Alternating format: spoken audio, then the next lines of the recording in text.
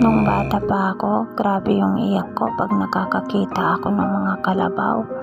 Lalong-lalo na yung mga nahihirapan masyado kasi sumusobra na yung pagpapadala sa kanila ng mga mabibigat na pasanin katulad ng mga palay, ng mga mais, mga kopra, kung ano-ano pa ang pinapadala sa kanila.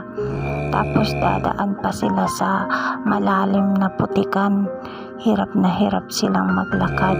Kaya naman ako, awang-awa ako.